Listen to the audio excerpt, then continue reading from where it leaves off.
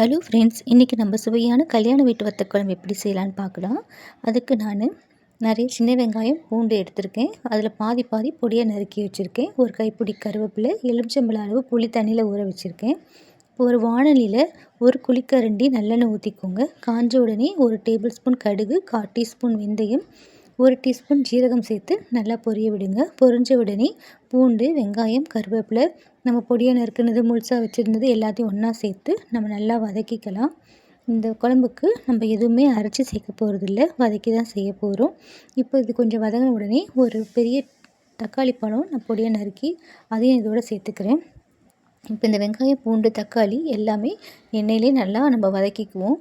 இப்போ பார்த்திங்கன்னா நான் கரண்டிலே இந்த மாதிரி நம்ம நசுக்கி விடும்போது தக்காளி நல்லா கரைஞ்சி வதங்கி வந்துடும். இப்போ பாருங்கள், தக்காளி நமக்கு தக்காளி தனித்தனியாக தோல்லாம் தெரியாமல் நல்லா வதங்கி கரைஞ்சிருச்சு.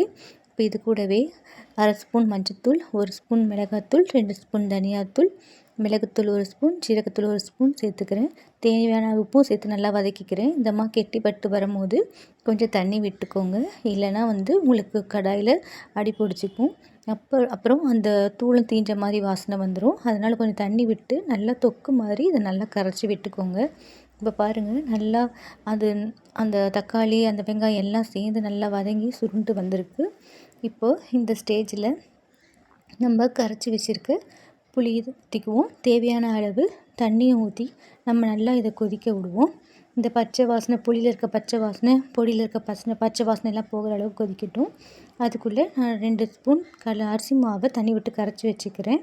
இப்போ பாருங்கள், நல்லா குழம்பு கொதிக்க ஆரம்பிச்சிருச்சு. இந்த குழம்ப கெட்டியாக்கிறதுக்காக தான் இந்த அரிசி மாவை நம்ம கரைச்சி வச்சுருக்கோம். இப்போ இது நல்லா கொதிக்கும் போது இந்த அரிசி மாவை ஊற்றிடுவோம்.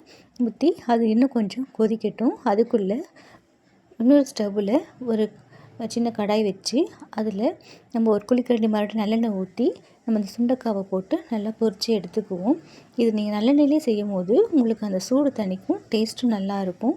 இப்போ இந்த சுண்டைக்காய் நல்லா பொரிஞ்ச உடனே இந்த சைடு பாருங்கள், குழம்பு நல்லா கொதிச்சிருச்சு. இப்போ இந்த குழம்புல நம்ம பொரித்து வச்சுருக்க இந்த சுண்டைக்காவை சேர்த்துக்குவோம். அவ்வளோதாங்க, இப்போ நம்மளோட குழம்பு பாருங்கள் சூப்பராக ரெடியாகி வந்துருச்சு. இது கொஞ்சம் நேரம் இந்த சுண்டைக்காய் அந்த குழம்போடு சேர்த்து கொதித்து வரட்டும். அப்போ தான் அதோட சாறு எல்லாம், அந்த ஃப்ளேவர் எல்லாம் அதில் நல்லா இறங்கும். கடைசியாக ஒரு சின்ன துண்டு வெல்லம் சேர்த்துக்கோங்க. அப்போ இந்த குழம்புல புளிப்பு, இனிப்பு, காரம், துவர்ப்பு எல்லாமே சேர்ந்து இந்த குழம்பு உங்களுக்கு ரொம்ப மணமாக இருக்கும். அவ்வளவுதான், சுவையான வத்தக்குழம்பு தயார்.